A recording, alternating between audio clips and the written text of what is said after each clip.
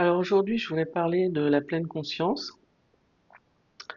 Qu'est-ce que c'est? On en entend beaucoup parler dans les médias.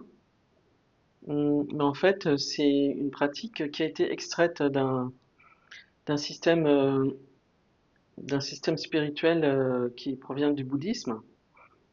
Et ce qui est dommage, c'est que dans cette pratique, on a retenu que les 10% de la méthode. En fait, la pleine conscience telle qu'elle est enseignée dans les applis, et sur YouTube peut-être, ça procure une sorte de détente, de bien-être passager, mais on ne sait pas vraiment pourquoi hein, on pratique ça.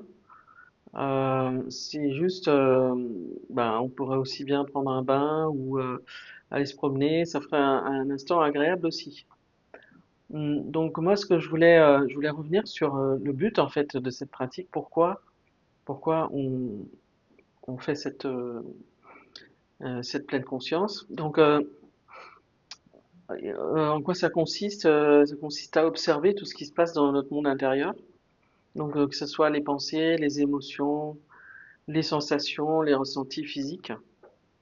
Et on va s'asseoir, on va fermer les yeux, on va regarder tout ce qui se passe en nous. Alors, si on voit une pensée qui apparaît, on va la nommer, on va dire pensée, pensée. Et s'il y a, par exemple, une émotion qui apparaît, on va dire émotion, émotion. Et s'il y a un ressenti physique qui apparaît, on va dire ressenti ou douleur. Et donc le but, c'est d'accumuler les instants de conscience comme ça. Alors on pourrait dire oui, mais de toute façon je sais ce qui se passe en moi. Donc quand je suis triste, ben je sais. Quand j'ai mal, je sais. Oui, ok, mais ce qu'il y a de particulier, c'est qu'il faut être conscient à chaque seconde de ce qui se passe en nous. Alors ça, c'est pas facile à faire. Il faut se concentrer, il faut éviter les distractions. Et bah, au bout de peut-être 10 jours ou 20 jours ou 30 jours, on finit par arriver à avoir 30 minutes d'observation ininterrompue.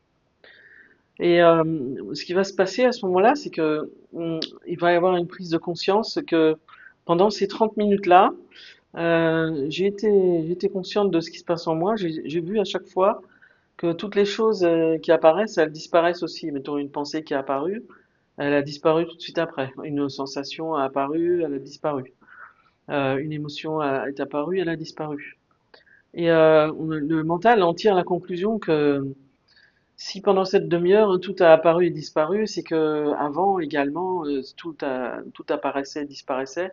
Et dans le futur aussi, tout va apparaître et disparaître. C'est-à-dire que tout ce qui se passe en nous a un caractère éphémère, un caractère transitoire. Et ça, c'est une réalisation très importante parce que on s'aperçoit que rien dans la vie n'est durable et par conséquent, il n'y a aucune chose qui va pouvoir nous procurer un bonheur qui ne disparaisse pas. Parce que bah, toutes les choses, enfin les objets, les personnes qu'on recherche, euh, qui on s'imagine qu'ils vont nous procurer du bonheur, ne sont pas durables. Que ce soit les relations, les objets, on peut pas s'appuyer dessus pour être toujours heureux. Même si on se marie avec quelqu'un pour la vie, ben voilà, c'est pas pour toujours dans la réalité. Euh, donc cette réalisation que il n'y a pas de bonheur durable éternel dans la vie, euh, ça a conduit à une sorte de détachement. Et il y a une autre chose qu'on observe aussi, c'est qu'on n'a pas le contrôle sur ce qui se passe en nous. C'est-à-dire, les pensées apparaissent, les pensées disparaissent, on les a pas invitées, on n'a pas demandé. On n'a pas demandé à avoir certaines émotions, on n'a pas demandé à avoir certains ressentis physiques, mais toutes les choses apparaissent de leur propre chef. Donc, le fait de savoir que tout est éphémère, transitoire et insatisfaisant, et aussi en dehors de notre contrôle, c'est un moment qui est difficile parce qu'on réalise que la vie qu'on a, elle n'est pas vraiment désirable en fait. On peut pas trouver un bonheur durable dans cette existence quoi. Et ça, c'est un instant important parce que le mental, il va se détacher de la vie, des ambitions, des désirs qu'on a, des choses qui nous préoccupent, pour ensuite se tourner vers autre chose et qui a toujours été là, c'est-à-dire le divin ou ce qui est éternel, ou ce que dans le bouddhisme on appelle le nirvana. Donc c'est une chose qui n'est pas apparue, c'est pas quelque chose qui est inventé, ça a toujours été là. Sauf que, sauf que nous, on le regarde pas, on s'y intéresse pas. Mais quand on est désillusionné, quand on est détaché de sa vie, ça peut arriver aussi par des, comment, quand on a des problèmes, quand on perd un être cher, on peut aussi avoir cette désillusion par rapport à la vie, hein. Mais par contre, si on ne sait pas quoi faire exactement dans cette situation, on va pas se tourner vers le divin, vers l'éternel, on va plutôt souffrir, quoi. Euh, et donc le mental, il voit pendant un instant, il a un aperçu de ce divin, de cette sérénité, et ça va avoir un effet durable, c'est-à-dire que c'est comme quelque chose qu'on ne peut pas désapprendre. C'est-à-dire, ben, par exemple, quand on apprend à faire du vélo, ben, une fois que c'est acquis, on peut pas le désapprendre. Et là, c'est pareil, c'est un moment d'ouverture, de prise de conscience qu'on ne va plus jamais oublier. Et on appelle ça l'entrée dans le courant, c'est-à-dire on entre dans le courant qui va mener au nirvana, et à la paix durable, euh, comme une rivière qui se jette dans l'océan. La rivière, elle s'arrête pas de couler, irrémédiablement, elle va se jeter dans l'océan. Et donc, c'est comme ça en fait qu'on initie le processus qui va mener à une vraie libération.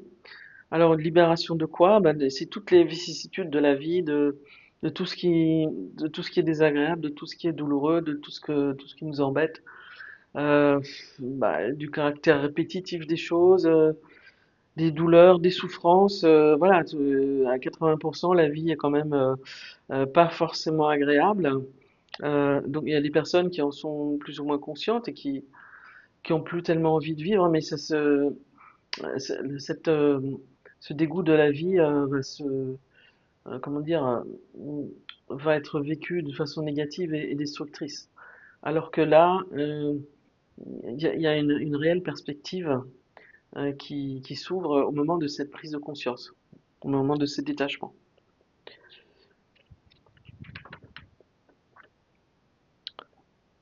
Euh, voilà, c'est une petite introduction.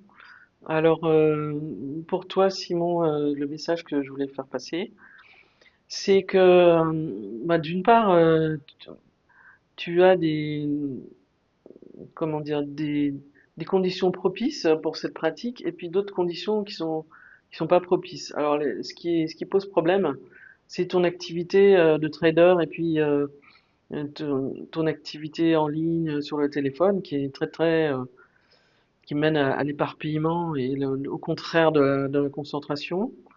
Donc ça va être un obstacle, ça peut être un obstacle. Et par contre, dans les chances que tu as, moi je vois que bah, ton mental, il peut être focusé de manière très forte quand ça t'intéresse. C'est-à-dire que tu dis que tu te mets dans ta bulle et puis t'es immergé dans ton sujet.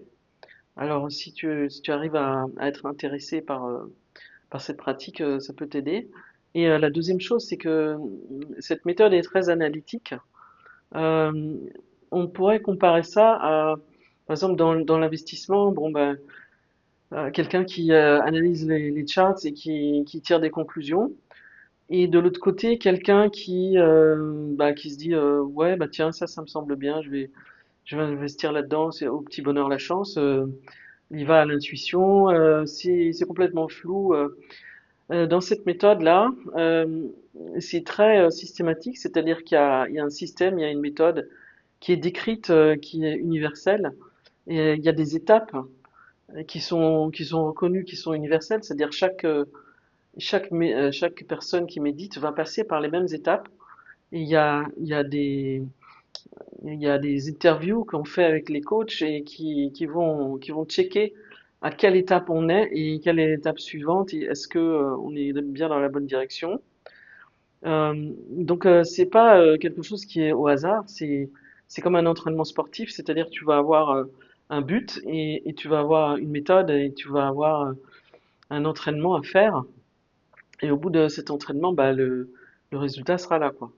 Donc c'est en ça que cette méthode elle plaît aux occidentaux parce que ça ne ça ne suppose pas l'adhérence à une religion, il n'y a pas de au départ il n'y a pas de aucune religiosité, aucun dévouement à aucun dieu, pas de prière. C'est très rationnel et très froid à la limite. Hein. C'est scientifique, c'est-à-dire qu'on se borne à observer, observer, observer, et, euh, et au final, les conclusions, elles se font d'elles-mêmes. Hein. C'est-à-dire même dans la réalité, même dans notre monde. Si on observe un phénomène de façon répétée, on observe, on observe, on observe, finalement, le cerveau va en tirer des conclusions, va avoir une compréhension de ce qu'on a observé. Donc, c'est aussi une méthode qui est sans danger quand on ne risque pas de s'égarer ou de tomber dans une dépendance. C'est vraiment, moi, je suis très enthousiaste par rapport à cette méthode. Et, ouais, donc je disais, de par ton esprit analytique, je pense que ça pourrait te convenir. Voilà, je termine la vidéo ici, qui a été faite n'importe comment. Mais principalement, c'est le message que je voulais te faire passer. Mais comme on n'a pas eu l'occasion de se voir, et moi j'avais très envie d'en parler, et ben j'ai fait cette vidéo. Voilà.